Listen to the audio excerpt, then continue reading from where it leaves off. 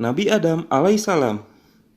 Setelah menciptakan alam semesta dan seluruh isinya, Allah berencana menciptakan manusia sebagai khalifah untuk mengurus bumi yang telah dibuatnya.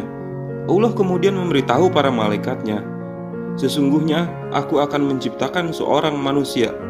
Kemudian para malaikat menjawab, "Kenapa engkau menciptakan manusia yang akan berbuat kerusakan, kejahatan, dan pertumpahan darah di muka bumi? Padahal kami selalu memujimu dan mengagungkanmu sebagai tanda syukur kepadamu." Allah menciptakan manusia pertama dari tanah. Setelah menciptakan Adam, Allah mengajari Nabi Adam berbagai ilmu pengetahuan dan segala hal yang ada di bumi. Hal ini tidak diajarkan kepada malaikat dan iblis, sehingga Adam saja yang memiliki pengetahuan. Kemudian Nabi Adam dihadapkan kepada para malaikat dan iblis. Allah menanyakan benda-benda yang telah diketahuinya. Kedua makhluk itu tidak bisa menjawab pertanyaan tersebut. Akan tetapi, Nabi Adam dapat menjawab semua pertanyaan yang ditanyakan kepada dirinya. Allah menyuruh para malaikat dan iblis untuk bersujud kepada Nabi Adam, karena Nabi Adam dapat menjawab pertanyaan yang Allah berikan, sedangkan para malaikat dan iblis tidak dapat menjawab pertanyaan yang Allah berikan kepada mereka. Hal ini membuktikan kecerdasan Nabi Adam. Ia dapat menjawab semua pertanyaan dari Allah. Para malaikat menuruti perintah Allah. Mereka semua bersujud kepada Nabi Adam. Akan tetapi, ketika Allah memerintahkan iblis untuk bersujud kepada Nabi Adam, iblis menolak perintah tersebut. Dia menganggap dirinya lebih mulia daripada Adam, karena dirinya diciptakan oleh Allah dari api, sedangkan Adam diciptakan dari tanah. Karena tidak patuh, Allah pun mengusir iblis dari surga, karena surga tidak patut dihuni oleh makhluk yang membangkang kepada Allah. Iblis merasa dendam kepada Adam, karena ia ditempatkan di neraka untuk selamanya. Iblis meminta pada Allah agar dipanjangkan umurnya hingga kiamat tiba. Permintaan iblis dikabulkan Allah Subhanahu wa Ta'ala, dan iblis bersumpah akan selalu menggoda Adam dan menyesatkan anak cucunya sampai hari kiamat untuk dijadikan temannya di neraka. Allah pun mengusir iblis dari surga. Maka penghuni surga adalah Adam dan malaikat. Segala kenikmatan dapat Adam merasakan, akan tetapi Adam merasa kesepian karena di surga seorang diri. Untuk itu, Allah menciptakan Hawa dari tulang rusuknya. Dengan demikian ia sudah mendapatkan teman sekaligus istri. Di dalam surga, Adam dan Hawa tidak kekurangan suatu apapun, sebab semua yang mereka ingin sudah tersedia. Mereka berdua bersyukur kepada Allah Subhanahu wa Ta'ala atas nikmat yang mereka peroleh. Meskipun demikian, Allah berpesan kepada Adam dan Hawa agar tidak mendekati pohon huldi. Iblis sempat mendengarkan pembicaraan Adam dengan Allah tentang larangannya untuk mendekati dan memakan buah kuldi. Mendengar itu, iblis merasa senang karena ada kesempatan untuk menggoda dan menyesatkan Nabi Adam dan Hawa. "Wahai Adam, maukah kamu berdua aku tunjukkan buah yang sangat nikmat? Jika kamu mau makannya, kalian pasti akan menjadi penghuni surga untuk selamanya," ucap iblis sambil memegang buah kuldi. Nabi Adam tidak percaya dengan perkataan iblis. Kemudian ia mengusir iblis. Iblis pantang menyerah menggoda Nabi Adam. Karena dendamnya belum terbalaskan, ia menganggap dirinya dikeluarkan dari surga oleh Allah Subhanahu wa Ta'ala. Penyebabnya karena Adam. Ia pun berusaha sekuat tenaga mengeluarkan Adam dan Hawa dari surga. "Wahai Adam, percayalah kepadaku. Apabila kalian memakan buah kuldi ini, kalian akan tetap kekal tinggal di surga seperti para malaikat," ujar iblis meyakinkan Nabi Adam dan Hawa. Nabi Adam merasa bimbang. Dia mulai terpengaruh perkataan iblis. Tidak ada salahnya kita membuktikan perkataan iblis. Mungkin ada benarnya, ucap Hawa. Kemudian Nabi Adam dan Hawa mengambil buah kuldi dan memakannya. Pada saat itu Allah menegur mereka, "Tidakkah aku telah melarang kalian memakan buah pohon kuldi dan memberitahu kalian bahwa iblis adalah musuh yang nyata bagi kalian?" Adam dan Hawa merasa menyesal telah melanggar larangan Allah. Mereka pun bertaubat kepada Allah. Allah menerima taubat mereka berdua, tapi Allah menurunkan mereka ke bumi secara terpisah. Adam berada di Hindustan, sedangkan Hawa berada di Jeddah. Mereka saling mencari. Allah pun mempertemukan mereka di Musdalifah. Di bumi inilah Adam dan Hawa mulai hidup baru. Jika di surga segala yang dikehendaki sudah tersedia, maka di bumi mereka harus berusaha terlebih dahulu. Setelah beberapa lama mereka hidup berdua di bumi, Allah mengaruniai anak kembar sampai 20 pasangan. Nabi Idris alaihissalam. Nabi Idris merupakan nabi dan rasul kedua setelah Nabi Adam. Nabi Idris memimpin umat yang masih keturunan Qabil, putra Nabi Adam, yang membunuh saudara kembarnya, Habil. Umat ini pada waktu itu banyak yang rusak akhlaknya, sehingga Allah menunjuk Idris sebagai nabi sekaligus rasulnya. Allah pun memberi mukjizat kepadanya berupa kepandaian di segala bidang. Dengan adanya mukjizat tersebut, Nabi Idris membuktikan bahwa dirinya adalah utusan Allah untuk memperbaiki akhlak umatnya dan mengajak untuk menyembah kepada Allah. Di antara mukjizat yang diberikan Allah kepada Nabi Idris, ia adalah orang pertama kali yang dapat menunggang kuda, tulis-menulis, dan berhitung. Selain itu, Nabi Idris dapat membuat dan menjahit. Pada zaman itu belum ada yang bisa melakukannya. Nabi Idris alaihissalam banyak mempelajari suhuf-suhuf yang diturunkan kepada Adam dan Syed. Nabi Idris alaihissalam menerima dari Allah 30 sohifah atau lembaran wahyu Allah. Dalam kitab ini berisi ajaran kebenaran. Kitab itu dipakai oleh Nabi Idris untuk mendakwahi kaumnya, sehingga umat yang sudah rusak akhlaknya, sebagian ada yang mau menerima dakwah Nabi Idris, dan perlahan-lahan mereka meninggalkan perbuatan maksiat yang pernah mereka lakukan. Nabi Idris mempunyai sifat sangat berani dan gagah. Selain itu, ia dijuluki Asadul Usud, singa dari segala singa, karena ia tidak pernah takut berdakwah kepada kaumnya yang masih kafir. Walaupun begitu, Nabi Idris mempunyai sifat pemaaf, dan ia tidak pernah menyombongkan dirinya sehingga sebagian kaumnya menerima dakwah Nabi Idris, yaitu menyembah Allah.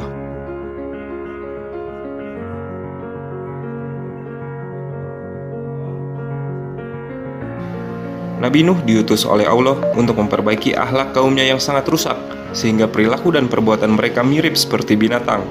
Hal ini disebabkan karena mereka tidak mau patuh terhadap ajaran agama. Pada awalnya, Nabi Nuh disukai kaumnya dikarenakan budi pekerti yang baik. Ia sangat peduli terhadap orang fakir miskin. Namun setelah Nabi Nuh mulai mengajak kaumnya untuk menyembah kepada Allah dan meninggalkan menyembah berhala, karena berhala tersebut tidak bisa berbuat apa-apa. Wahai kaumku, kembalilah kalian ke jalan yang lurus. Sembahlah Allah, karena Allah Tuhan yang patut disembah. Mohon ampunlah kepadanya, niscaya Allah akan memberikan rizki yang berlimpah, ucap Nabi Nuh. Para pemuka kaum tidak senang terhadap ucapan Nabi Nuh. Ia menjawab dengan sinis, "Wahai Nuh, dapatkah kau membuktikan jika kamu adalah utusan Allah untuk meluruskan jalan kami, sedangkan kamu sendiri tidak mempunyai kelebihan istimewa dari kami?" Setelah berbicara seperti itu, mereka meninggalkan Nabi Nuh. Nabi Nuh sedih atas keingkaran kaumnya. Tidak hanya itu, ia pun menangis karena istri dan anaknya Kan'an tidak mau beriman kepada Allah. "Wahai ayah, janganlah engkau melarang kami untuk menyembah berhala-berhala itu, karena berhala-berhala itu mendatangkan rezeki kepada kami," ucap Kan'an. Nabi Nuh menjawab perkataan anaknya, "Wahai anakku, engkau salah. Berhala-berhala itu tidak bisa mendatangkan rezeki kepada kalian. Allah yang memberikan rezeki kepada kita semua. Oleh karena itu, Allah Tuhan yang harus kita sembah." Istri Nabi Nuh berkata, "Sudahlah Kan'an, jangan dengarkan perkataan bapakmu yang sudah mulai pikun." Kan'an bersama ibunya meninggalkan Nabi Nuh. Nabi Nuh hanya bisa berdoa kepada Allah, semoga Allah memberikan hidayah kepada istri dan anaknya. Semakin hari perbuatan kaum Nabi Nuh sewenang-wenang. Mereka menganggap dengan kekayaan yang dimiliki bisa berbuat suka hati. Bahkan mereka meremehkan Nabi Nuh dan pengikutnya karena mereka lebih miskin.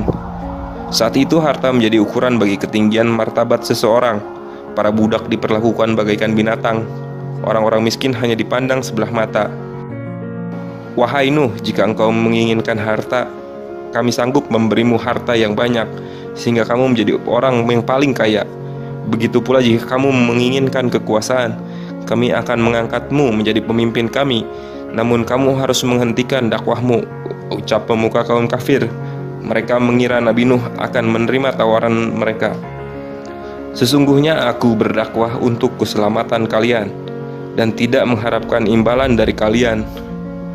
Biarlah Allah saja yang akan memberikan imbalan terhadap diriku," ucap Nabi Nuh dengan tenang. Semua pengikut kaum kafir hanya menertawakan Nabi Nuh. Mereka menganggap Nabi Nuh sudah gila karena tidak mau menerima tawaran mereka. Tidak hanya itu, mereka meludahi muka Nabi Nuh lalu pergi begitu saja. Setelah dirasakan umatnya tidak mau lagi diajak kebenaran, selama ratusan tahun Nabi Nuh berdakwah, namun hanya sedikit sekali yang mau beriman kepada Allah. Maka Nabi Nuh berdoa kepada Allah, "Ya Tuhanku, tolonglah aku karena mereka mendustakan aku." Allah menyuruh Nabi Nuh untuk membuat perahu karena Allah bermaksud menenggelamkan semua kaum yang durhaka itu. Nabi Nuh dan pengikutnya mulai membuat perahu yang dibimbing dan dibantu para malaikat. Lihat saudara-saudara, Nabi Nuh dan pengikutnya sudah mulai gila. Dia membuat perahu di gunung. Hendak di manakah dia ingin berlayar? Sedangkan bukan musim penghujan, ujar seorang pemuka kaum kafir yang melihat kegiatan Nabi Nuh. Setelah selesai membuat perahu yang sangat besar, Allah memerintahkan Nabi Nuh untuk membawa masing-masing binatang berpasangan serta tumbuh-tumbuhan yang dapat dia bawa. Setelah Nabi Nuh dan semua pengikutnya di dalam kapal, berhembuslah angin topan yang sangat dahsyat. Hujan turun dengan lebat dan bumi memancarkan air dari segenap penjuru.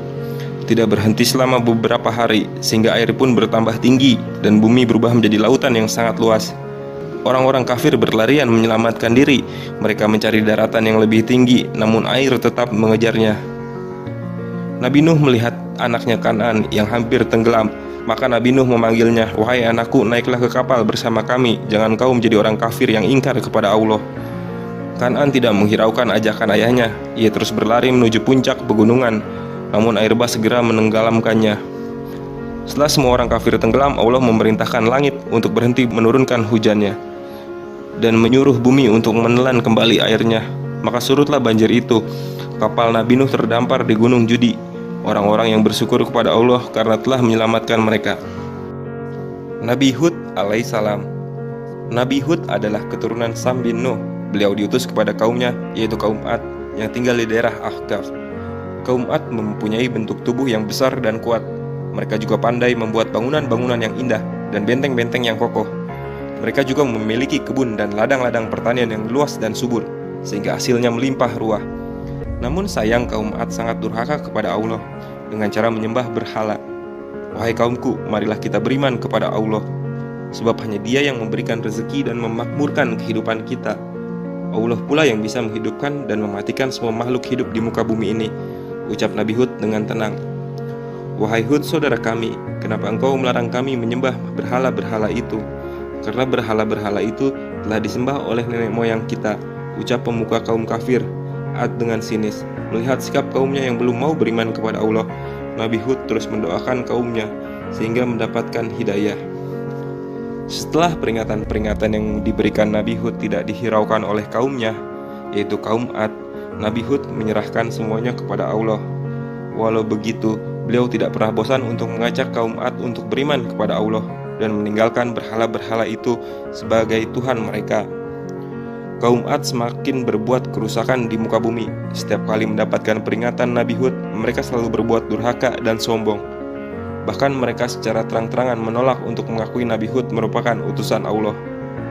Nabi Hud berdoa, "Ya Allah, berilah mereka sedikit cobaan dengan adanya musim kemarau panjang. Mungkin dengan cobaan itu mereka akan beriman kepadamu." Allah mengabulkan doa Nabi Hud. Musim kemarau yang berkepanjangan terjadi kepada kaum Ad. Segala harta yang mereka miliki habis semua. Kaum Ad mengira musibah yang menimpa mereka terjadi karena berhala-berhala. Musim kemarau yang menimpa kaum Ad kurang lebih 3 tahun. Tidak ada setetes embun pun yang jatuh ke tanah. Hal ini membuat semua sumber mata air pada saat itu tidak dapat berfungsi. Waktu itu bumi betul-betul kering dan tandus. Akan tetapi mereka tetap tidak mau beriman kepada Allah. Suatu malam malaikat mendatangi Nabi Hud. Mereka memberitahu azab Allah sebentar lagi akan datang. Malaikat itu berpesan kepada Nabi Hud untuk segera meninggalkan perkampungan bersama pengikutnya. Malam itu juga Nabi Hud bersama pengikutnya meninggalkan perkampungan mereka menuju ke Hadratul Mekah. Maka janji Allah pun datang. Kaum Ad binasa dengan angin topan yang sangat dahsyat serta petir yang membinasakan siapa saja. Azab itu ditumpahkan kepada mereka selama 7 malam, 8 hari tanpa henti-hentinya. Mereka kaum Ad pun roboh bagaikan pohon-pohon bertumbangkan. Adapun Nabi dan orang-orang yang beriman selamat dari azab itu.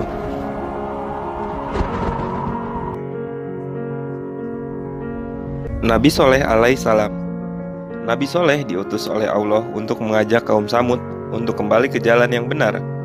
Kaum Samud menempati daerah yang dulunya pernah ditempati kaum Ad. Begitu pula lahan pertaniannya, hasilnya selalu melimpah ruah.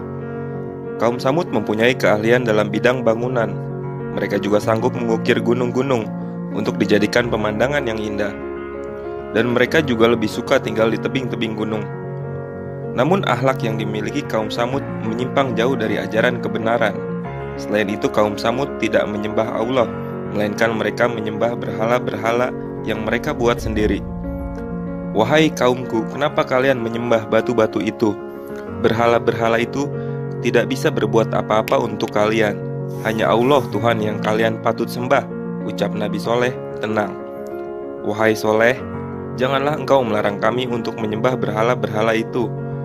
Buktikan jika engkau seorang nabi, perlihatkanlah mukjizat Tuhanmu kepada kami, ucap pemuka kaum Samud. Kemudian Nabi Soleh berdoa kepada Allah. Doa Nabi Soleh pun dikabulkan oleh Allah. Allah pun menunjukkan kekuasaannya kepada kaum Samud. Setelah tangan Nabi Soleh dipukulkan ke atas batu, muncullah unta yang gemuk dan sehat. Kaum Samud terkesima melihat peristiwa itu. Sebagian kaum Samud mulai percaya kepada Nabi Soleh. Wahai kaumku, kalian boleh mengambil susu unta ini, tapi janganlah pernah mengganggu unta ini, apalagi membunuh binatang ini, kata Nabi Soleh. Banyak kaum Samud yang mengambil susu unta itu dan menjadi pengikut Nabi Soleh. Semakin hari pengikut Nabi Soleh semakin bertambah, sehingga membuat pemuka kaum Samud tidak senang. Mereka merencanakan untuk membunuh unta Nabi Soleh. Mereka membayar pemuda-pemuda yang berani untuk melaksanakan tugas itu. Keesokan harinya seperti biasa, para penduduk sudah mengantri untuk mengambil susu unta. Saat penduduk sudah meninggalkan unta itu, maka para pemuda itu segera membunuh unta Nabi Soleh. Setelah membunuh unta itu, para pemuda itu mendatangi Nabi Soleh. Hai Soleh, kami telah membunuh untamu, karena kotorannya telah mengotori jalan-jalan kami, ucap pemuda yang berbadan kekar. Nabi Soleh yang mengetahui untanya dibunuh sangat marah sekali. Kemudian Nabi Soleh berkata, sudah aku ingatkan kepada kalian, jangan sekali-kali mengganggu unta itu, apalagi membunuhnya. Berarti kalian sudah siap menerima azab dari Allah. Para pemuda itu hanya tertawa mendengar ucapan Nabi Soleh. Kemudian salah satu di antara mereka berkata, hai Soleh, kami tidak takut dengan azab Tuhanmu. Buktikan kami, ingin tahu dan merasakannya. Azab itu akan datang 3 hari lagi, jawab Nabi Soleh. Nabi Soleh mengumpulkan para pengikutnya untuk meninggalkan perkampungan itu. Pada hari pertama dan kedua, tidaklah terjadi apa-apa. Namun pada hari ketiga, langit menjadi gelap. Kemudian terdengar suara petir dari langit yang menyambar kaum Samud. Lalu mereka mati bergelimpangan. Kaum Samud pun musnah, tidak tersisa.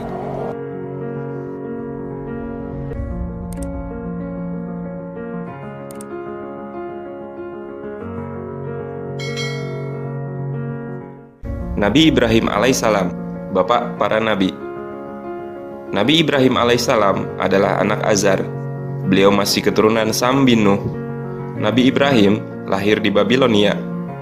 Ia juga disebut bapak para nabi karena kedua anaknya, Ismail dan Ishak, diangkat oleh Allah menjadi nabi pula. Waktu itu negara Babilonia diperintah oleh Raja Namrud. Ia mengeluarkan undang-undang yang memerintahkan agar setiap anak laki-laki yang lahir di negeri itu harus dibunuh. Oleh orang tuanya, Nabi Ibrahim disembunyikan di dalam gua.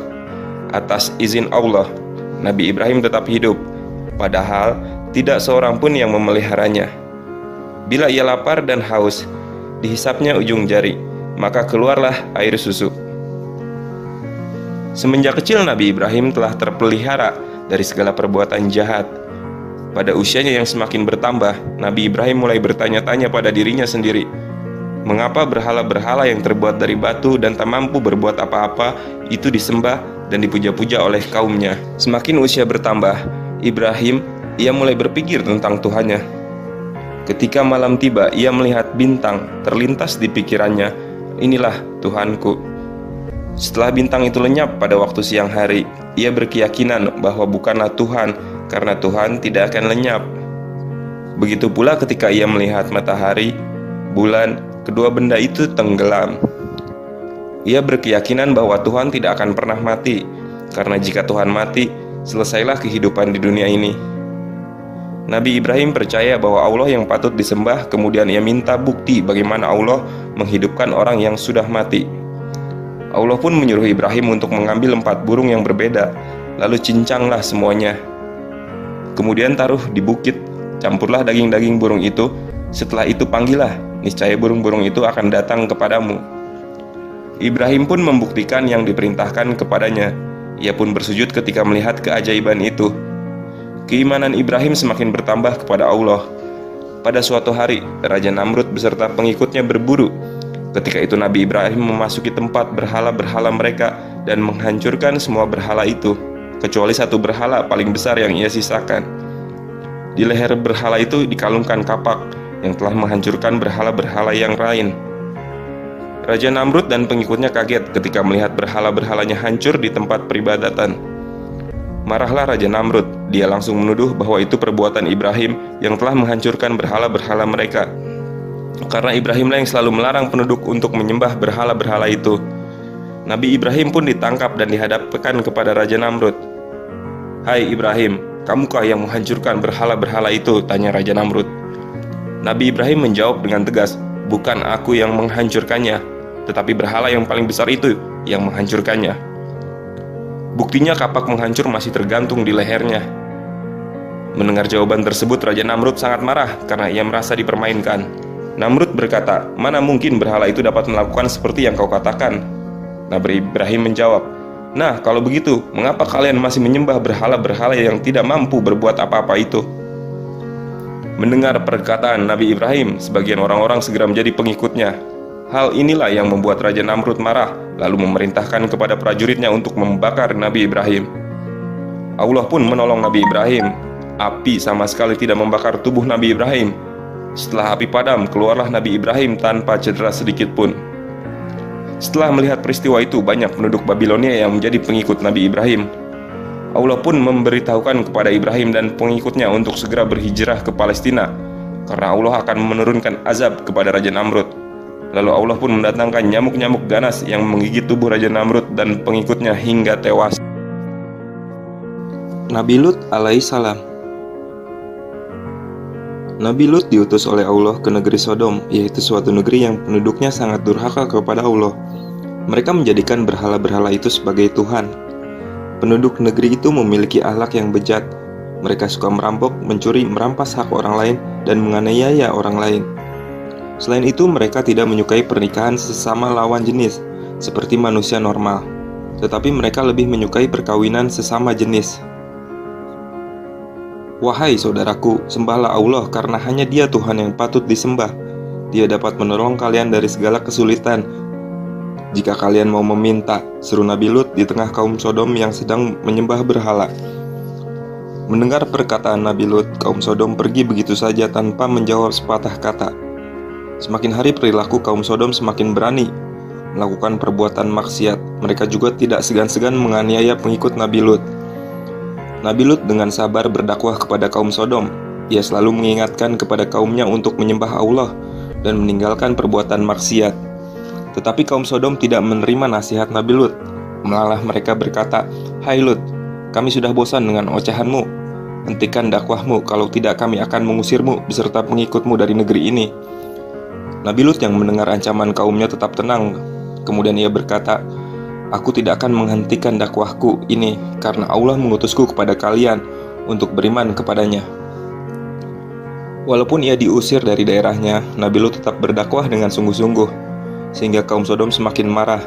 Mereka berusaha untuk melenyapkan Nabi Lut beserta pengikutnya dengan berbagai cara. Namun semua usaha itu tidak pernah berhasil. Setiap pulang ke rumahnya, Nabi Lut selalu dimarahi istrinya, karena istrinya mempunyai perilaku yang sama seperti kaum Sodom yang mencintai sesama jenis. Suatu malam Nabi Lut kedatangan 2 orang pemuda tampan-tampan. Akan tetapi Nabi Lut sangat risau dengan kedatangan 3 orang tamunya. Kemudian ia berkata, "Saudara-saudara, sebenarnya aku senang menerima kalian sebagai tamu, tetapi kondisi kota ini, keadaannya sedang kacau. Lebih baik kalian cepat meninggalkan kota ini." Istri Nabi Lut yang melihat ada tamu di rumahnya langsung memberitahukan kepada kaum Sodom. Seketika rumah Lut dikepung oleh kaum Sodom yang kafir. "Hai Lut, serahkan 2 orang pemuda tampan itu kepada kami," ucap kaum Sodom. "Hai Lut, janganlah kau takut, kami adalah malaikat yang diutus Allah untuk menyampaikan kehancuran kaummu. Pergilah kalian semua, azab itu akan datang sebelum waktu subuh," ucap malaikat. Nabi Lut beserta pengikutnya segera meninggalkan negeri Sodom. Dengan kehendaknya, Allah membolak-balikkan negeri Sodom dengan dahsyat. Tidak lama kemudian hujan batu bercampur api turun dengan derasnya, disertai angin yang kencang. Sungguh hebat azab yang diturunkan Allah kepada kaum Lut. Dalam sekejap tidak ada tanda-tanda kehidupan. Nabi Ismail alaihissalam. Nabi Ibrahim mempunyai 2 orang istri, yaitu Siti Sarah dan Siti Hajar. Dari Siti Hajar inilah Nabi Ibrahim mempunyai anak yang bernama Ismail. Nabi Ibrahim kemudian membawa istrinya Siti Hajar dan Ismail yang masih bayi ke negeri Mekah, yang pada waktu itu masih berupa padang pasir kosong, belum didiami oleh manusia. Atas perintah Nabi Ibrahim, kembali ke negeri Syam untuk menemui istrinya, yaitu Siti Sarah. Suatu ketika Siti Hajar kehabisan air. Beliau sangat kehausan sehingga air susunya pun kering. Dalam usahanya mencari air, Siti Hajar berlari dari Bukit Safa dan Marwa. Tetapi beberapa kali pulang balik antara kedua bukit itu, ia tidak mendapatkan air juga. Siti Hajar kembali ke Ismail, yang masih menangis sambil menghentak-hentakan kedua kakinya. Dengan izin Allah, memancarlah mata air di dekat Ismail yang menangis. Kemudian Siti Hajar tergesa-gesa untuk menampungnya. Sampai sekarang, telaga itu dinamakan Telaga Zam-Zam. Ketika Nabi Ibrahim kembali ke Mekah untuk menemui Ismail dan ibunya, tempat tinggal mereka telah berubah menjadi perkampungan yang sangat subur dan makmur. Siti Hajar dan Ismail hidup dalam kecukupan, tidak kekurangan. Dan Nabi Ibrahim sangat bersyukur kepada Allah karena doanya telah dikabulkan. Setiap malam Nabi Ibrahim bermimpi menyembelih Ismail. Ia berkeyakinan ini adalah perintah Allah. Kemudian Nabi Ibrahim menceritakan mimpinya kepada Ismail. "Wahai ayahku, laksanakanlah perintah Allah. Mudah-mudahan aku termasuk orang-orang yang tersabar." Keesokan harinya Nabi Ibrahim membawa Ismail ke padang pasir. Iblis mencoba menggoda Nabi Ibrahim dan Ismail. Akan tetapi mereka berdua mengusir iblis dengan melempar kerikil. Ismail pun diletakkan di atas batu. Ketika pedang sudah sampir di leher Ismail, secepat kilat malaikat menarik Ismail dan menggantikannya dengan domba besar yang sehat. Setelah Ismail dewasa, Allah memerintahkan kepada Nabi Ibrahim untuk membangun Ka'bah sebagai kiblat kaum muslimin. Nabi Ibrahim dan Ismail membangun Ka'bah dengan bebatuan.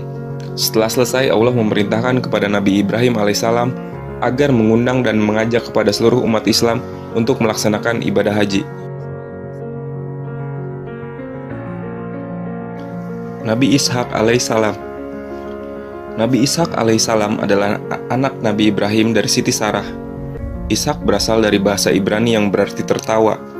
Dinamakan demikian karena ketika Siti Sarah yang waktu itu sudah tua dan Nabi Ibrahim telah berusia lanjut, Siti Sarah tertawa disebabkan karena gembira bercampur heran ketika malaikat mengabarkan bahwa ia akan memperoleh seorang anak laki-laki. "Wahai kekasih Allah, engkau akan diberi anak laki-laki dari istri pertamamu Sarah. Apabila besar nanti, dia akan menjadi nabi yang taat dan bijaksana," ucap malaikat itu. Tidak lama kemudian Bunda Sarah mengandung. Setelah 9 bulan mengandung, Bunda Sarah melahirkan bayi laki-laki. Nabi Ibrahim dan Bunda Sarah sangat senang. Mereka mendidik Ishak kecil dengan nilai-nilai tauhid.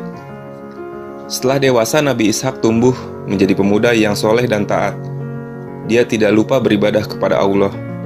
Tidak hanya itu, Nabi Ishak juga sangat rajin membantu kedua orang tuanya dalam bekerja. Dia tidak pernah mengecewakan dan menyakiti hati kedua orang tuanya. Ia selalu mencukupi kebutuhan kedua orang tuanya, seperti membuat makanan untuk ibu dan bapaknya, memberikan minum unta dan hewan ternak lainnya. "Wahai anakku, engkau sudah besar, ilmumu juga bertambah. Mari kita berdakwah ke rakyat Palestina untuk mengajak mereka masuk Islam," ucap Nabi Ibrahim kepada Ishak. Sehingga Nabi Ishak sudah terbiasa berdakwah untuk penduduk Palestina. "Wahai Ishak, aku ingin berbagi tugas dakwah kepadamu. Engkau berdakwah di daerah Kanan dan Sam," ucap Nabi Ibrahim. Nabi Ishak pun menyanggupi permintaan Nabi Ibrahim. Setelah cukup umur, Nabi Ishak dinikahkan dengan Rifkah, seorang wanita soleh. Rifkah sendiri adalah putri saudara kandung Nabi Ibrahim yang bernama Bituwail bin Nahur. Setelah menikah, Nabi Ishak semakin bersemangat dalam berdakwah. Dia tidak kenal lelah mengajak penduduk Palestina untuk beriman kepada Allah, serta menyuruh meninggalkan segala perbuatan maksiat. Penduduk Palestina menerima dakwah Nabi Ishak dengan tangan terbuka. Banyak dari mereka yang beriman kepada Allah. Nabi Ishak alaihissalam jadi orang terkemuka. Allah memberikan putra kepada Nabi Ishak, seorang anak laki-laki yang bernama Yakub, yang kelak melanjutkan dakwahnya. Pada usia 180 tahun, Nabi Ishak didatangi oleh malaikat Israel. "Wahai Nabi Allah, aku ditugaskan oleh Allah untuk menjemputmu." "Wahai malaikat, laksanakanlah perintahnya, aku sudah siap," ucap Nabi Ishak kepada malaikat Israel. Nabi Ishak pun meninggal di Madinah.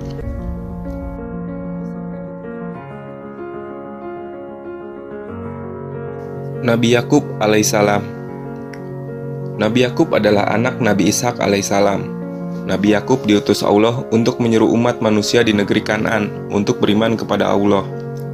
Nabi Yakub mendapat wasiat dari Nabi Ishak ayahnya untuk menemui paman yang ada di Babilonia.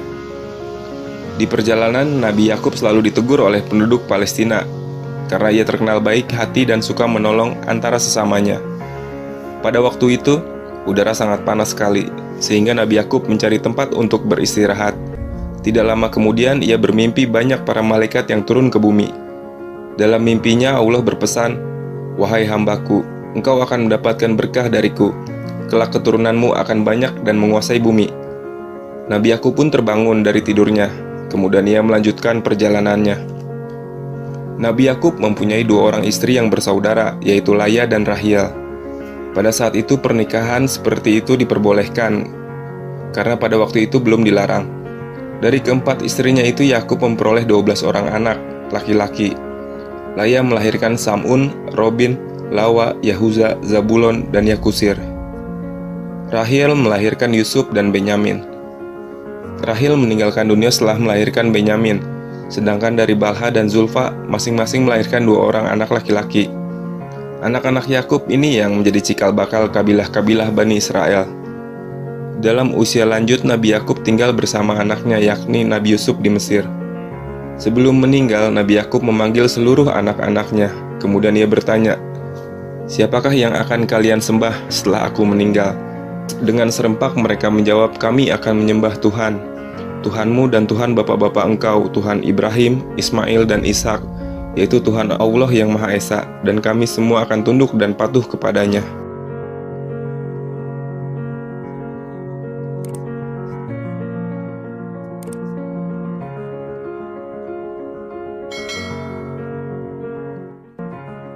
Nabi Yusuf alaihissalam.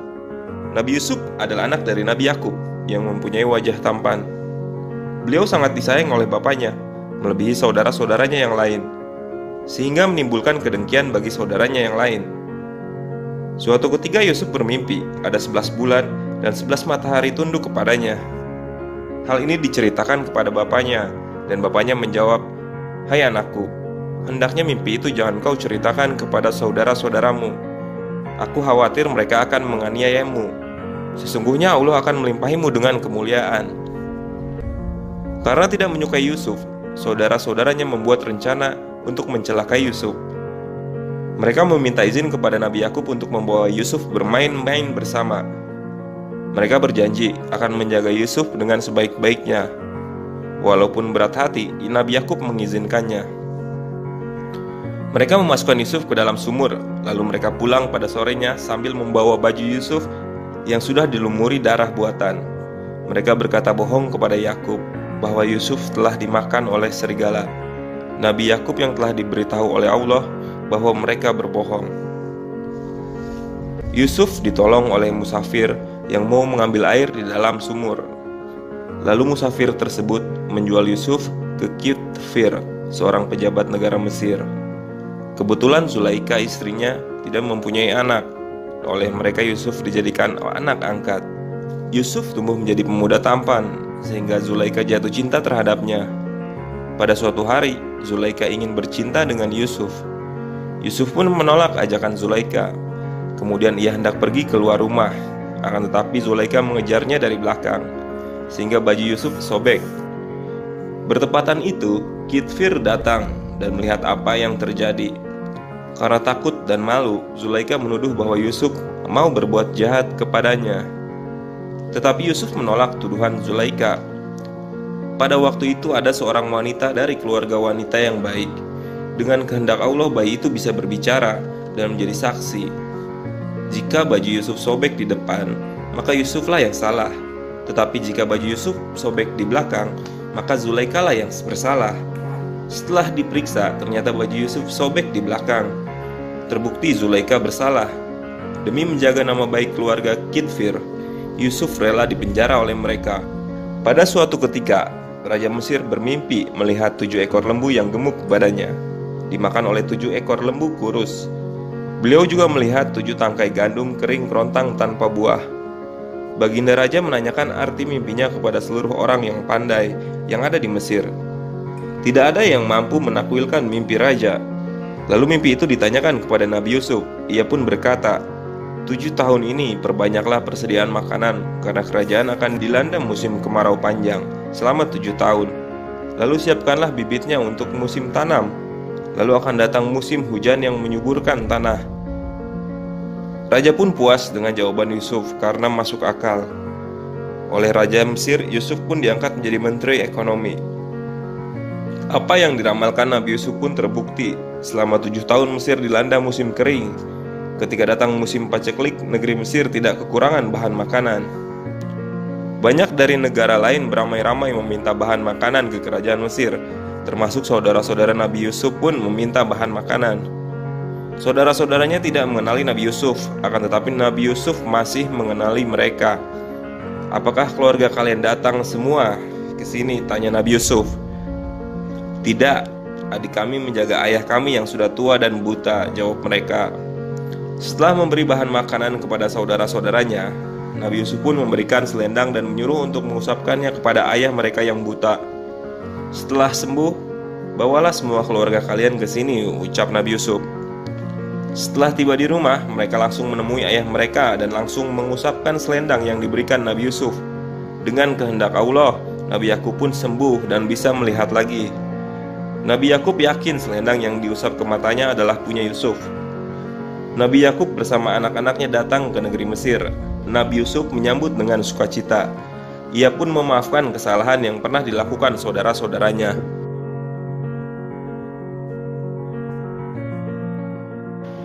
Nabi Ayub alaihissalam. Nabi Ayub adalah anak Nabi Ishak. Beliau adalah seorang rasul yang kaya raya dan mempunyai banyak anak.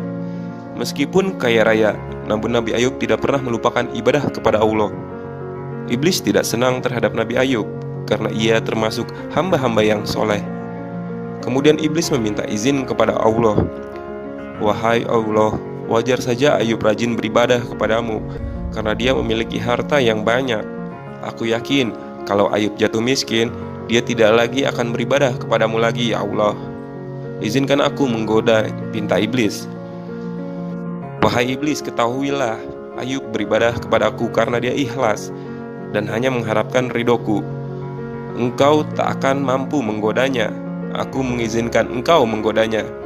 Setelah mendapat izin dari Allah, iblis pun mengumpulkan bala tentaranya. Lalu bala tentara iblis membakar harta kekayaan yang dimiliki Nabi Ayub. Wahai Ayub, kenapa engkau masih beribadah kepada Allah sedangkan hartamu sudah terbakar? Ucap iblis. Inna lillahi wa inna ilaihi roji'un. Semua dari Allah dan kini kembali kepadanya, jawab Nabi Ayub. Iblis pantang menyerah. Kemudian ia membunuh semua anak-anak Nabi Ayub. Wahai Ayub, Allah murka terhadapmu. Anak-anakmu mati semua. Kenapa engkau masih menyembahnya? Kata iblis. Setelah sholat, Nabi Ayub berkata, Hai iblis terkutuk, harta dan anak adalah titipan dari Allah. Dia berhak mengambil apa yang ada pada hambanya. Semoga aku termasuk tergolong hamba-hamba yang sabar, ucap Nabi Ayub. Iblis pun semakin emosi mendengar ucapan Nabi Ayub. Kemudian dia meniupkan penyakit ke seluruh tubuhnya, penyakit yang tidak ada obatnya. Seluruh anggota tubuh Nabi Ayub menjadi busuk dan bau. Pasti engkau tak akan beribadah kepada Allah lagi. aku yakin kesabaranmu akan habis," ledek iblis sambil tertawa. Penyakit yang diderita oleh Nabi Ayub sangat mengerikan. Seluruh kulit dan dagingnya menjadi busuk. Tidak hanya itu, banyak sekali ulat-ulat kecil yang memakan daging busuk itu. Para tetangganya yang dulu baik satu persatu meninggalkannya karena takut tertular oleh penyakit yang diderita Nabi Ayub. Mereka pun mengusir Nabi Ayub dari tempat tinggalnya. Yang bisa dilakukan Nabi Ayub hanya berbaring di atas kasur, tetapi dia tetap bersabar. Lisannya tidak pernah berhenti berzikir kepada Allah. Bertahun-tahun dia menderita penyakit tersebut. Dia tidak pernah mengeluh karena Allah, karena penyakit yang dideritanya. Nabi Ayub hanya berdoa kepada Allah, "Ya Allah yang maha pengasih lagi maha penyayang, janganlah hati dan lisan yang aku miliki dimakan oleh ulat-ulat ini." Allah pun mengabulkan doa Nabi Yakub. Ulat-ulat itu tidak memakan hati dan lisan Nabi Ayub. Suatu ketika Nabi Ayub memanggil istrinya Rahmah, akan tetapi istrinya tidak datang. Kemudian dia berjanji akan memukul istrinya karena kelalaiannya. "Wahai Rahmah, apabila aku telah sembuh, aku berjanji akan memukulmu," ucap Nabi Ayub. Kondisi Nabi Ayub semakin lemah. Tiba-tiba dia terjatuh dari kasurnya. Dia hanya mengucapkan istighfar. Dengan kehendak Allah, ketika kakinya menghantakkan tanah, tiba-tiba keluar air yang segar dan jernih. Kemudian Nabi Ayub meminum dan mandi menggunakan air itu. Atas izin Allah, penyakit yang diderita Nabi Ayub sembuh dari penyakitnya. Ketika kembali ke rumah istrinya, kaget melihat kondisi Nabi Ayub yang sembuh total. Dia bersyukur kepada Allah karena telah menyembuhkan suaminya. Setelah sembuh, Nabi Ayub pun melaksanakan nazarnya, yaitu memukulnya dengan sapu lidi. Ia pun memukulnya dengan lembut. Karena kesabaran Nabi Ayub, Allah memberikan rezeki yang berlipat-lipat kepadanya. Nabi Syuaib alaihissalam. Nabi Syuaib adalah keturunan Nabi Lut. Beliau diutus ke negeri Madian untuk menginsyafkan penduduknya yang durhaka kepada Allah Subhanahu wa Ta'ala. Mereka menyembah berhala, menipu, mengurangi takaran timbangan, merampok, dan banyak lagi yang mengerjakan perbuatan-perbuatan maksiat lainnya. Pernah suatu ketika seorang kakek membeli sekarung gandum untuk keluarganya. Sampai di rumah, kakek itu kecewa karena gandum yang ia beli mereka ganti dengan pasir. "Ya Allah, Engkau maha mendengar doa hamba-hambamu yang terzolimi. Utuslah seorang nabimu yang memperbaiki akhlak kaum Madian yang bejat, agar kami tidak lagi tertindas seperti sekarang." Begitulah doa kakek itu. Dengan sabar Nabi Syuaib berdakwah kepada kaum Madian. "Wahai kaum Madian, berimanlah kalian kepada Allah, karena Allah lah yang memberi kalian rezeki yang melimpah ruah ini," kata Nabi Syuaib. Kaum Madian tidak mendengarkan ucapan Nabi Syuaib. Mereka meninggalkannya. Nabi Syuaib pun meninggalkan kaum Madian. Ia pun pergi menemui pemimpin kaum Madian. "Wahai tuan-tuan, belalah kaum miskin yang terzolimi. Tolonglah rakyat kalian yang kelaparan. Hukumlah para pedagang yang mengurangi timbangan. Apabila kalian menjalankan itu semua, rahmat Allah akan turun kepada kalian," ucap Nabi Syuaib. "Hai Syuaib, hentikan dakwahmu kepada kaum Madian, atau kamu dan pengikutmu akan kuusir dari negeri ini," ucap pemimpin kaum Madian dengan emosi. Lalu Nabi Syuaib mendatangi para pedagang di pasar. "Wahai saudaraku, berlakulah adil dalam jual beli.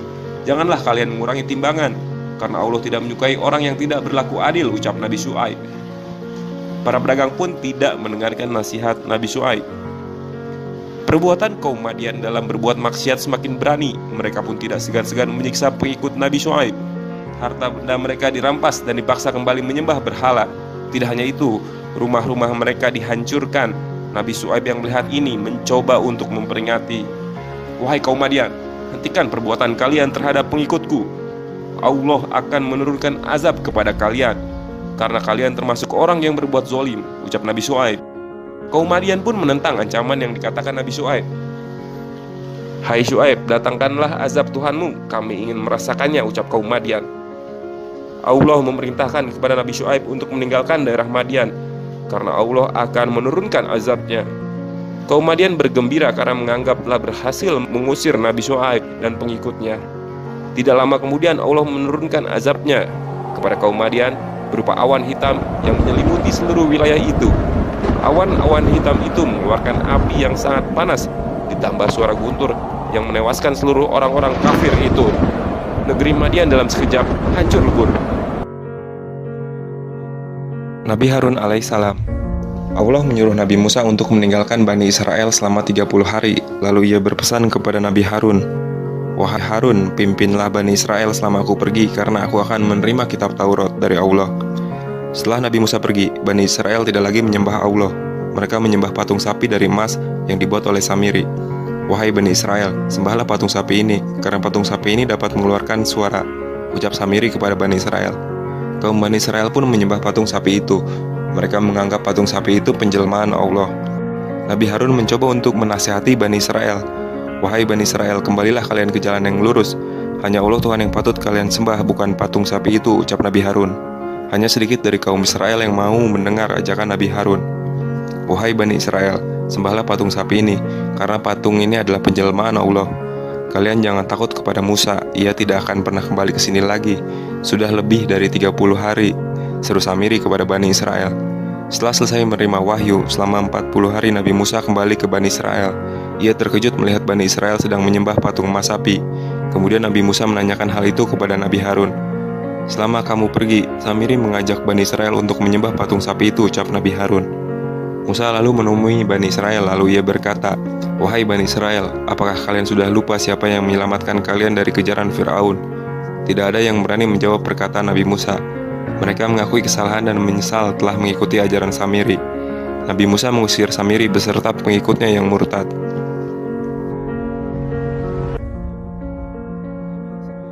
Nabi Musa alaihissalam.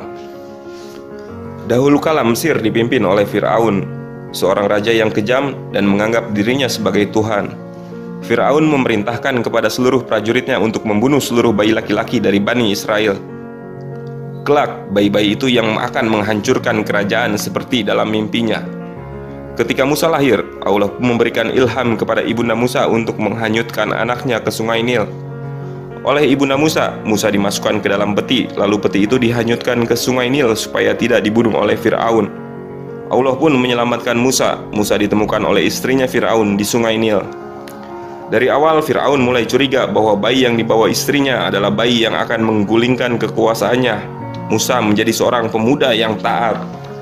Pada suatu hari, Musa melihat ada keributan antara orang Mesir dengan Bani Israel. Musa mencoba melerai kedua orang itu. Tidak sengaja Musa memukul orang Mesir hingga tewas. Musa menyesali perbuatannya. Ia pun memohon ampunan kepada Allah. Raja Fir'aun mengetahui hal itu, kemudian dia menyuruh kepada pasukannya untuk menangkap Musa. Musa menyelamatkan dirinya ke kota Madian. Di sana ia bertemu dengan Nabi Syuaib. Nabi Syuaib pun menikahkan putrinya Suhafira dengan Musa, tetapi dengan syarat Musa harus bekerja di kebunnya selama 8 bulan. Di Bukit Tursina, Allah mengangkat Musa menjadi nabi. Allah memberikan mukjizat kepada Nabi Musa berupa tongkat yang bisa berubah menjadi ular yang sangat besar dan tangannya yang bisa memancarkan cahaya. Nabi Musa bersama Nabi Harun sepupunya mendatangi Raja Fir'aun. "Wahai Fir'aun, aku utusan Tuhan. Aku mengajak kamu beriman kepada Allah," ucap Nabi Musa. Mendengar hal itu Raja Fir'aun marah, lalu ia berkata, "Hai Musa, tunjukkan kepadaku bahwa kamu adalah utusan Tuhan." Musa pun memperlihatkan kedua tangannya yang bisa memancarkan cahaya. Semua orang yang melihat pada saat itu tertunduk, termasuk Raja Fir'aun. "Kau pasti menggunakan sihir, Musa," teriak Raja Fir'aun. Ia pun mengumpulkan para tukang sihir di tanah lapang. Para penduduk Mesir berkumpul. Mereka ingin melihat siapa yang hebat antara Musa melawan tukang sihir Raja Fir'aun. Para tukang sihir itu melempar tali yang kemudian berubah menjadi ular-ular kecil. Kemudian Nabi Musa pun melemparkan tongkatnya, yang kemudian berubah pula menjadi seorang ular yang sangat besar dan memakan ular-ular kecil itu. Melihat peristiwa itu, para penyihir itu menyatakan keimanan kepada Allah. Raja Fir'aun marah karena banyak rakyatnya yang beriman kepada Allah. Ia tidak segan-segan membunuh pengikutnya Nabi Musa. Raja Fir'aun berencana membunuh Musa dan pengikutnya. Allah menyuruh Nabi Musa beserta pengikutnya untuk meninggalkan Mesir. Nabi Musa dan pengikutnya menuju Palestina pada malam harinya. Fir'aun yang mengetahui Musa dan pengikutnya telah meninggalkan Mesir, langsung ia dengan pasukan berkuda mengejar Musa dan pengikutnya. Fir'aun dengan cepat mengejar Nabi Musa. Para pengikut Nabi Musa sudah mulai panik. Di depan mereka terbentang Laut Merah dan di belakang mereka Fir'aun dengan pasukannya. Allah pun menyuruh Nabi Musa untuk memukulkan tongkatnya ke Laut Merah. Lalu terbelahlah Laut Merah sehingga Nabi Musa dan pengikutnya dapat menyeberang dengan selamat. Sementara itu Fir'aun dan pasukannya terus mengejar. Namun ketika sampai di pertengahan laut, air pun bertemu kembali. Maka binasalah Fir'aun dan pasukannya. Nabi Musa menerima kitab Taurat sebagai pedoman hidup Bani Israel.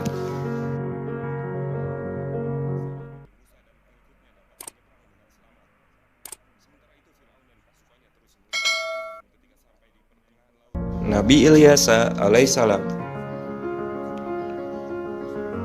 Setelah Nabi Ilyas wafat, Bani Israel kembali kafir. Mereka kembali mengerjakan perbuatan maksiat, seperti mencuri, berjudi, berfoya-foya di patung berhala Baal. Mereka mengira tidak ada yang melarang mereka berbuat maksiat, karena Ilyas sudah wafat. Tetapi Allah memutus Nabi Ilyas kepada kaum Bani Israel. Wahai Bani Israel, kembalilah kalian ke jalan yang lurus. Apakah tidak cukup azab Allah turun kepada kalian, ucap Nabi Ilyas. Kaum Bani Israel tidak mengindahkan ucapan Nabi Ilyas. Mereka semakin berani berbuat maksiat. Mereka juga tidak segan-segan menyiksa pengikut Nabi Ilyas untuk kembali menyembah berhala Baal. Bani Israel semakin berani menyiksa pengikut Nabi Ilyas. Mereka tidak segan-segan mengusir pengikut Nabi Ilyas dari tempat tinggal mereka. Tidak hanya itu, Bani Israel juga tidak segan-segan membunuh pengikut Nabi Ilyas yang melawan mereka. Bani Israel mengira dengan menyiksa para pengikut Nabi Ilyas, mereka akan kembali menyembah berhala seperti dahulu kala. Nabi Ilyas tidak sanggup berdakwah kepada Bani Israel karena perbuatan maksiat mereka semakin berani. Sebagian pengikutnya ikut bergabung melakukan perbuatan maksiat. Suatu hari ia melihat anak kecil terlantar di padang pasir. Sepertinya anak kecil itu ditelantarkan orang yang tidak bertanggung jawab. Anak kecil itu diasuh oleh Nabi Ilyas. Nabi Ilyas mendidik anak itu dengan penuh kasih sayang. Ia menanamkan keimanan kepada Allah Subhanahu wa Ta'ala yang patut disembah. Sebelum wafat, Nabi Ilyas berwasiat, "Rawatlah anak ini dengan baik, dia anak yatim piatu." Para pengikut Nabi Ilyas pun menyanggupinya. Setelah Nabi Ilyas wafat, para pengikutnya bersama anak yatim itu mencari tempat lain untuk menyebarkan dakwah Islam ke wilayah lain. Allah pun menghukum Bani Israel dengan azabnya berupa kemarau yang berkepanjangan, sehingga seluruh hewan ternak mati dan orang-orang kafir itu pun mati kelaparan akibat azab yang diturunkan oleh Allah. Nabi Zulkifli alaihissalam. Pada waktu itu, negeri Syam dipimpin oleh seorang raja yang sudah tua. Raja tersebut tidak mempunyai keturunan. Pada suatu hari, raja mengumpulkan seluruh rakyatnya. Ia berencana mencari seorang pengganti dirinya. "Wahai rakyatku, aku ingin penggantiku kelak adalah seorang yang taat pada Allah. Sepanjang umurnya ia harus berpuasa pada siang hari dan pada malam hari. Ia juga harus melaksanakan sholat malam, serta ia harus mempunyai sifat sabar," ucap Raja Syam. Rakyat yang hadir pada saat itu hanya terdiam. Mereka tidak berani mengangkat tangannya. Mereka menganggap persyaratan itu sangatlah berat. Tiba-tiba dari tengah kerumunan masyarakat, ada seorang yang berani maju, mengangkat tangannya. Dia adalah Basyar. Kemudian ia berkata, "Hamba sanggup menjalankan semua persyaratan yang Baginda Raja sebutkan." Raja dan rakyat yang hadir sangat kaget dengan ucapan Basyar. "Hai anak muda, janganlah kau main-main. Apa kau sanggup menjalankan semua persyaratan yang telah aku sebutkan tadi?" ucap Raja Syam. Basyar menjawab, "Insya Allah aku sanggup menjalankan semua persyaratan yang Baginda sebutkan." Pada hari itu diangkatlah Basyar menjadi raja. Kemudian ia mendapat julukan Zulkifli, yang artinya orang yang sanggup memegang dan menjalankan amanah. Selama menjadi raja, Nabi Zulkifli selalu berpuasa pada siang hari dan beribadah malam hari. Ia memimpin negeri Syam menjadi lebih baik. Sifat setan yang tidak senang melihat hamba-hamba Allah yang soleh. Kemudian dia mencoba membuat Nabi Zulkifli marah terhadap dirinya. Pada suatu malam, setan yang menyerupai manusia datang ke tempat Nabi Zulkifli. Ia minta permasalahan diselesaikan oleh Nabi Zulkifli. Tetapi para pengawal istana melarangnya masuk karena hari sudah larut malam. "Maaf Tuan, lebih baik Anda kembali lagi ke sini besok pagi," ucap pengawal itu. "Tidak bisa, aku ingin bertemu langsung dengan raja," ucap orang itu. Nabi Zulkifli yang mendengar ada keributan langsung keluar. Kemudian ia berkata, "Pengawal, biarkan dia masuk." Oleh Nabi Zulkifli, tamu itu dipersilakan menceritakan masalahnya. Akan tetapi tamu hanya mengumpat kepada Nabi Zulkifli. Dia ingin membuat Nabi Zulkifli marah terhadap dirinya. Yang dilakukan Nabi Zulkifli hanyalah bersabar sehingga membuat tamu itu bosan dan minta izin untuk pulang. Para pengawal bertanya, "Sebenarnya siapakah tamu itu, Tuan?" Nabi Zulkifli menjawab, "Tamu itu adalah setan." Nabi Zulkifli mendapat kabar dari anak buahnya, ada wilayah yang tidak mau beriman kepada Allah. Selain itu, orang-orang kafir tersebut mau menyerang negeri yang dipimpin oleh Nabi Zulkifli. Nabi Zulkifli mengumpulkan bala tentaranya. Kemudian ia berkata, "Wahai rakyatku, persiapkanlah diri kalian semua untuk berperang, karena negeri yang kita cintai ini akan diserang oleh orang-orang kafir yang tidak mau beriman kepada Allah. Mereka telah berani membunuh utusan yang aku kirim. Siapa yang berperang menegakkan agama Allah, dia akan mendapatkan pahala yang sangat besar, dan apabila ia mati, dia akan mati syahid." Para pasukan itu yang mendengar orasi Nabi Zulkifli, semangat mereka timbul untuk mengalahkan orang-orang kafir itu. Nabi Zulkifli sendiri langsung memimpin pasukannya. Peperangan pun tidak bisa dihindari. Para kaum kafir itu sangat terkejut melihat semangat perang bala tentara Nabi Zulkifli. Peperangan tersebut pun akhirnya dimenangkan oleh Nabi Zulkifli. Nabi Daud alaihissalam. Nabi Daud merupakan keturunan Nabi Ibrahim, yang ke-12 dari istrinya Siti Sarah. Dengan demikian, ia masih keturunan Nabi Ishak. Beliau memegang tampuk pemerintahan sesudah Raja Talut. Suatu ketika, pasukan Bani Israel terdesak oleh pasukan Palestina kuno yang dipimpin oleh raja mereka, yakni Jalut.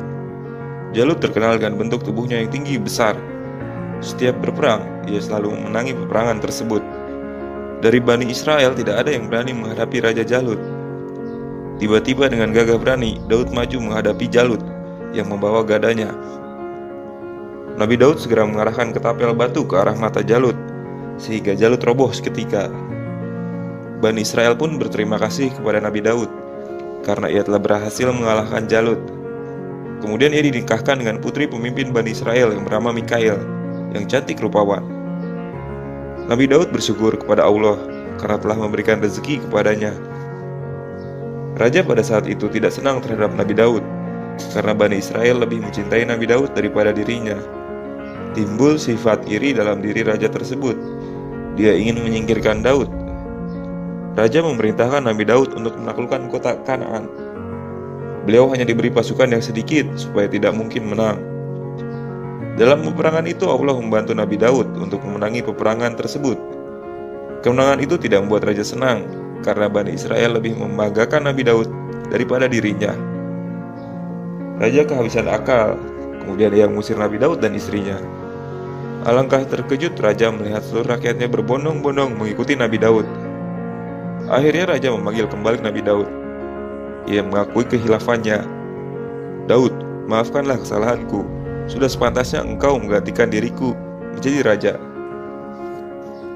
Di bawah kepemimpinan Nabi Daud, Bani Israel hidup makmur sentosa. Mereka pun menjadi orang-orang soleh. Allah pun menurunkan kitab Zabur kepada Nabi Daud untuk menggantikan kitab Taurat Nabi Isa.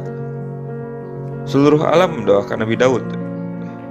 Nabi Daud mendengar ada kaum Allah yang tidak mau beriman kepada Allah. "Wahai saudaraku, mengapa kalian tidak mau beribadah dan berzikir pada hari Sabtu?" tanya Nabi Daud dengan sopan. "Hai Daud, kamu tahu kenapa kami tidak bisa beribadah pada hari Sabtu? Karena pada hari itu ikan berlimpah yang membuat kami kaya seperti sekarang," ucap kaum Ailah dengan sombong.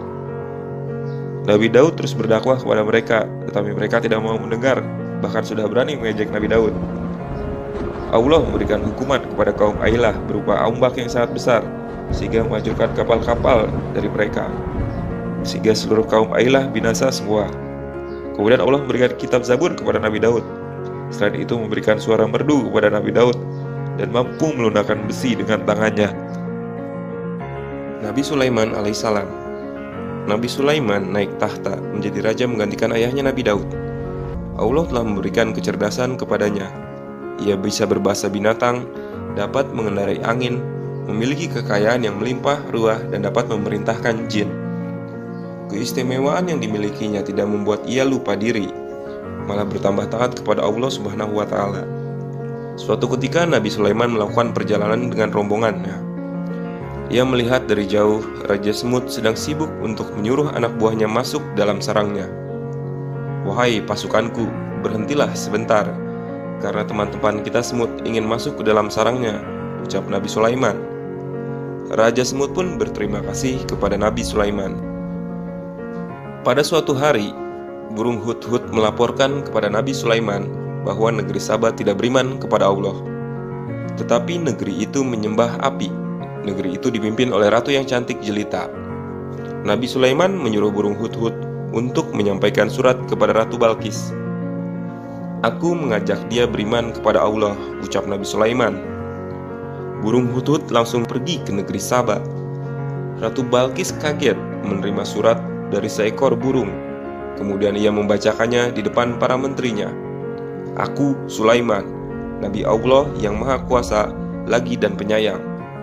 Berimanlah kalian kepada Allah, datanglah ke istanaku. Kami utusan Ratu Balqis. Kami berikan hadiah ini untuk Baginda," ucap utusan itu dengan sopan. Nabi Sulaiman menolak pemberian itu. "Maaf, aku tidak membutuhkannya. Aku hanya ingin kalian beriman kepada Allah. Bila tidak mau beriman, maka kami akan memerangi kalian," ucap Nabi Sulaiman. Dengan bantuan Allah, Nabi Sulaiman dapat memindahkan kerajaan Ratu Balqis ke istananya. Ratu Balqis kagum melihat megah dan besarnya istana Nabi Sulaiman. Ketika Ratu Balqis ingin menemui Nabi Sulaiman, ia melewati lantai yang menyerupai air. Lalu ia mengangkat jubahnya sampai terlihat betisnya. Nabi Sulaiman malu dan menundukkan pandangannya. "Yang engkau injak itu lantai berkaca. Kami membuat ini semua dengan kehendak Allah." Akhirnya Ratu Balqis beserta pengikutnya beriman kepada Allah, dan Nabi Sulaiman menikah dengan Ratu Balqis. Mereka hidup dengan bahagia. Nabi Sulaiman wafat ketika ia sedang duduk di kursi singgasananya. Ia sedang mengawasi bangsa jin membangun masjid. Tidak ada satupun makhluk yang mengetahui Nabi Sulaiman wafat. Ia baru diketahui wafat setelah tongkatnya habis dimakan rayap, dan ia bersujud di tanah. Nabi Ilyas alaihissalam. Nabi Ilyas diutus oleh Allah untuk berdakwah kepada Bani Israel. Kaum Bani Israel adalah kaum yang sangat ingkar kepada Allah. Mereka tidak lagi menyembah Allah, akan tetapi mereka menyembah patung wanita yang bernama Baal. "Wahai Bani Israel, sembahlah Allah, Tuhan yang menciptakan bumi ini. Patung itu tidak bisa berbuat apa-apa," ucap Nabi Ilyas. Ajakan Nabi Ilyas tidak mereka dengarkan, malah mencemoohkan Nabi Ilyas. "Hai Ilyas, Allah itu Tuhan kami dulu. Sekarang kami sudah punya Tuhan yang baru," ejek kaum Bani Israel. Bani Israel dalam melakukan perbuatan maksiat semakin berani. Mereka tidak segan merampok, mencuri, minum minuman keras, dan berjudi. Mereka sangat bangga melakukan perbuatan itu. Kaum miskin mereka tindas. Harta yang mereka miliki dirampas. Nabi Ilyas yang melihat itu mencoba menasihati mereka. "Wahai kaum Bani Israel, hentikan perbuatan kalian, karena Allah akan murka terhadap kalian." Bani Israel tidak suka terhadap dakwah Nabi Ilyas yang melarang mereka berbuat maksiat dan menyembah berhala Baal. Mereka berencana akan menyiksa pengikut Nabi Ilyas. Para pengikut Nabi Ilyas mereka siksa dan kucilkan, sehingga kehidupan pengikut Nabi Ilyas sangat menyedihkan. "Kalau kalian menginginkan makanan ini, kalian harus meninggalkan ajaran Ilyas, dan kalian harus kembali menyembah berhala Baal, atau kalian akan kami siksa sampai mati," ucap pemuka Bani Israel. Nabi Ilyas melihat perbuatan Bani Israel sudah melampaui batas. Kemudian ia berdoa, "Ya Allah, datangkanlah kemarau kepada Bani Israel agar mereka sadar." Lalu Allah menurunkan azabnya berupa kemarau kepada Bani Israel, sehingga kehidupan mereka berubah total menjadi miskin. Mereka mengira itu azab dari Baal karena tidak mau mencegah dakwah Nabi Ilyas.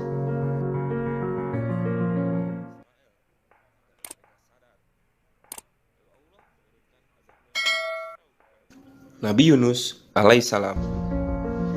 Nabi Yunus, seorang yang soleh sejak masa kecilnya. Beliau suka berbuat baik dan tidak pernah lalai beribadah kepada Allah. Nabi Yunus diutus oleh Allah untuk berdakwah kepada kaum Ninawa. Sudah menjadi sifatnya, Bani Israel suka melanggar perintah Allah. Begitu juga dengan kaum Ninawa.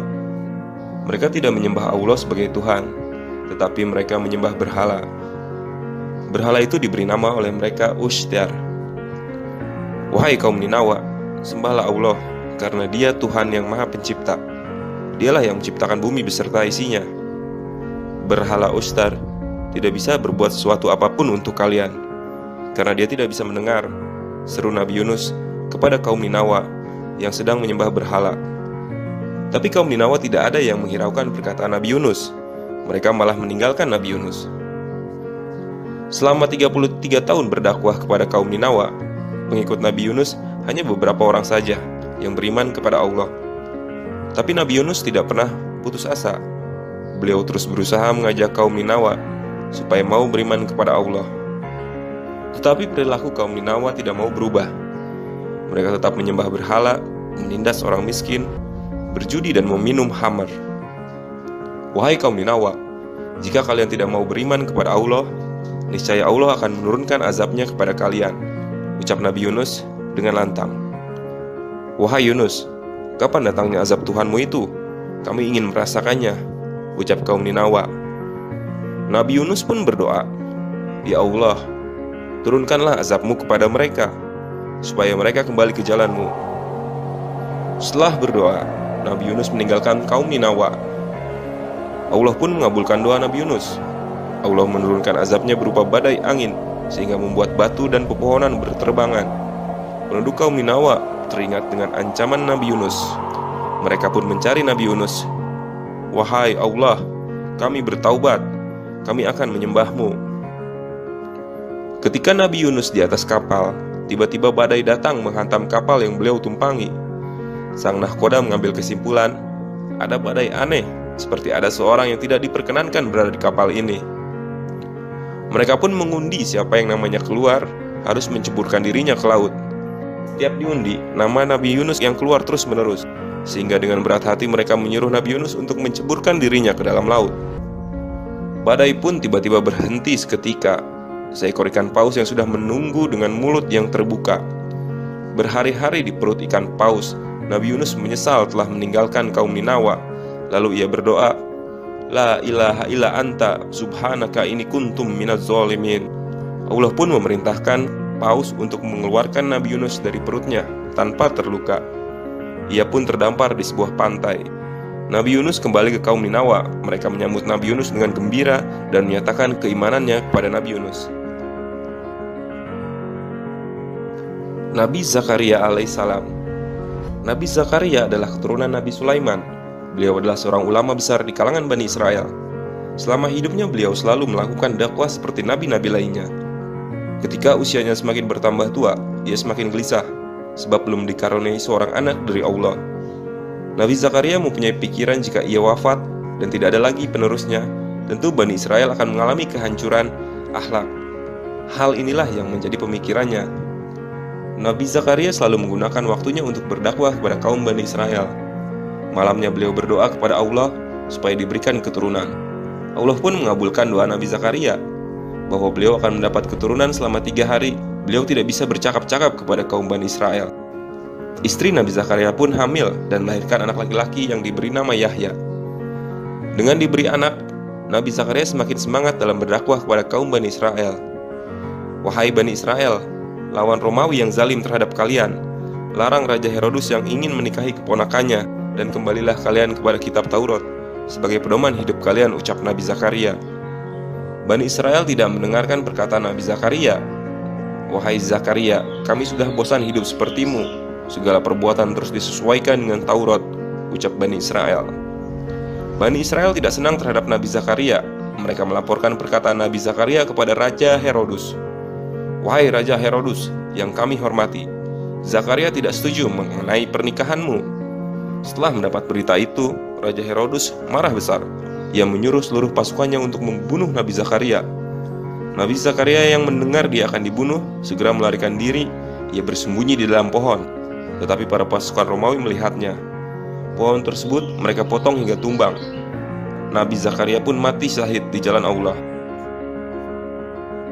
Nabi Yahya alaihissalam.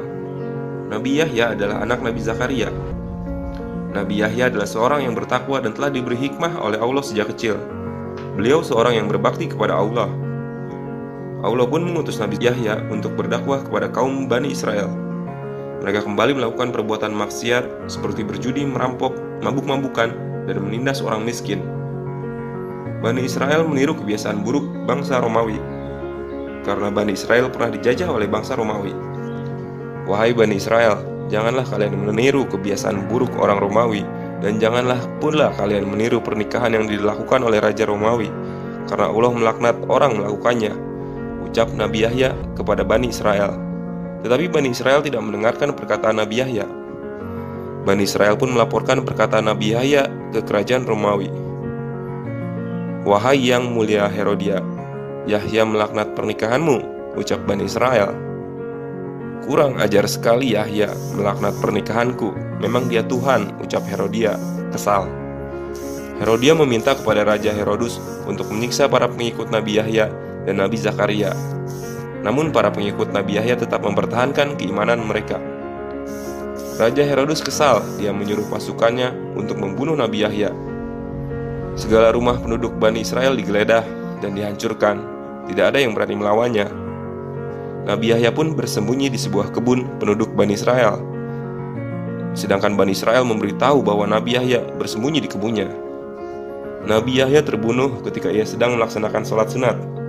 Pasukan Romawi senang sekali dapat membunuh Nabi Yahya, karena mereka akan mendapatkan hadiah dari Raja Herodus. Nabi Isa. Nabi Isa adalah anak Maryam. Ia tidak mempunyai ayah. Pada suatu ketika Maryam berada di sebuah mihrab. Datanglah malaikat Jibril memberitahukan bahwa Maryam akan memperoleh seorang anak soleh. Tentu saja Maryam terkejut karena ia belum mempunyai suami. Namun Allah Maha Kuasa. 9 bulan kemudian Maryam melahirkan bayi laki-laki yang diberi nama Isa Al-Masih.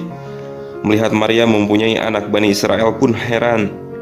Wahai Maryam, kami mengenal kamu sebagai perempuan baik-baik. Siapakah ayah dari anakmu ini? Tanya Bani Israel. Maryam pun tidak menjawab pertanyaan Bani Israel. Allah Maha Kuasa yang menjawab pertanyaan Bani Israel lewat bayi yang sedang dipegang Maryam. Wahai Bani Israel, ketahuilah aku adalah utusan Allah kelak yang memberiku kitab Injil sebagai pedoman hidup. Dia juga menyuruh sholat, zakat, dan berbakti kepada orang tua. Bani Israel pun menghargai Isa kecil dan dia menjadi kebanggaan kaum Bani Israel. Ketika Nabi Isa berusia 30 tahun, Allah mengangkatnya menjadi Rasul. Nabi Isa memiliki akhlak mulia sehingga menjadi teladan Bani Israel.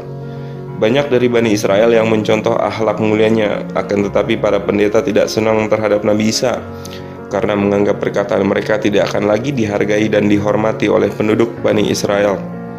Lalu para pendeta itu menyebarkan fitnah dan menghasut supaya Bani Israel menjauhi Nabi Isa.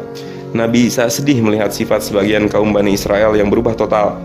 Mereka mulai berbuat maksiat, berjudi, dan mabuk-mabukan. Nabi Isa ia tidak putus asa. Allah pun menurunkan kitab Injil sebagai pegangan dakwahnya.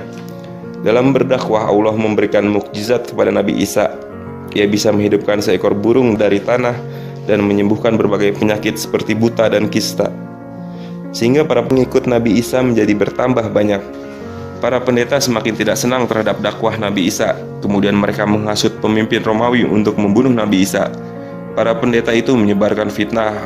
Apabila jumlah pengikut Nabi Isa banyak, Isa akan mengusir mereka dari tanah Palestina. Lalu para pemimpin Romawi itu menyuruh kepada para pasukannya untuk membunuh Nabi Isa. Nabi Isa yang mendengar dirinya akan dibunuh, dia bersama pengikutnya mencari tempat persembunyian. Ada pengikut Nabi Isa yang berkhianat, dia bernama Yudas Iskariot.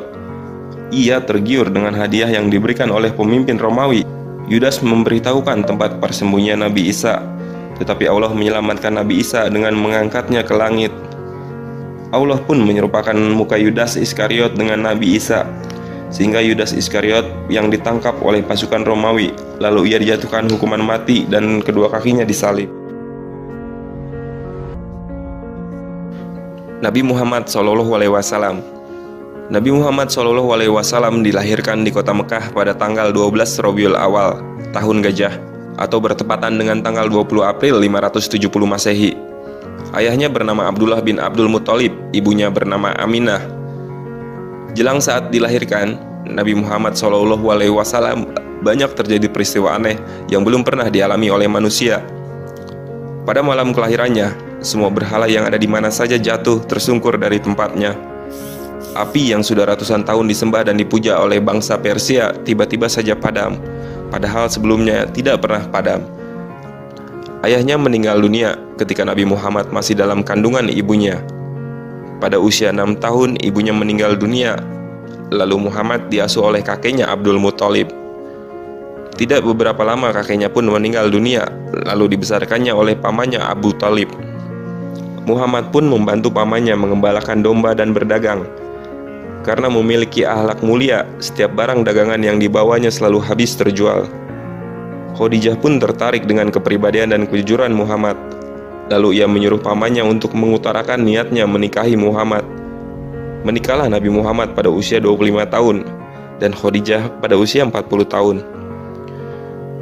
Pada usia 40 tahun Allah mengangkat Nabi Muhammad menjadi seorang nabi. Ketika Nabi Muhammad sedang di Gua Hiro, turunlah wahyu pertama yang dibawa oleh malaikat Jibril, yakni surat Al-Alaq ayat 1-5. Nabi Muhammad berdakwah kepada keluarga yang terdekat terlebih dahulu. Orang yang pertama masuk Islam adalah Abu Bakar. Nabi Muhammad mulai berdakwah ketika pengikutnya sudah mulai banyak. Kaum kafir Quraisy mulai melancarkan hambatan-hambatan kepada Nabi Muhammad. Nabi Muhammad sangat bersedih ketika pamannya Abu Thalib dan istrinya Khadijah meninggal dunia. Ini disebut sebagai tahun kesedihan, karena orang-orang yang terdekatnya telah tiada. Allah pun menghibur Nabi Muhammad dengan peristiwa Isra dan Mi'raj. Malaikat Jibril mengajak Nabi Muhammad untuk bertemu Allah. Lalu Allah memerintahkan kepada Nabi Muhammad melaksanakan sholat 5 waktu bagi kaum muslimin. Dalam peristiwa Isra Mi'raj, Nabi Muhammad yang percaya hanya Abu Bakar, sehingga ia diberi gelar Asy-Syiddiq, orang yang dapat dipercaya. Kaum Quraisy semakin berani menyiksa Nabi Muhammad dan pengikutnya. Nabi Muhammad bersama orang-orang beriman berhijrah ke Madinah. Di Madinah, dakwah Nabi Muhammad diterima dengan lapang dada oleh penduduk di sana, sehingga perkembangan umat Islam pada saat itu berkembang pesat. Nabi Muhammad dengan pengikutnya yang banyak kembali ke Mekah untuk berdakwah. Kaum kafir Quraisy ketakutan melihat pasukan Nabi Muhammad. Nabi Muhammad memaafkan segala kesalahan kaum Quraisy.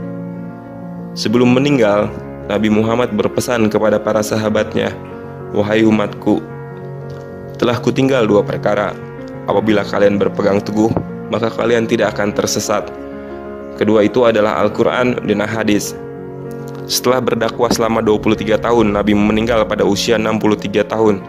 Seluruh alam bersedih, angin tidak berhembus, gemericik air tidak terdengar, dan tidak ada burung yang berkicau satupun.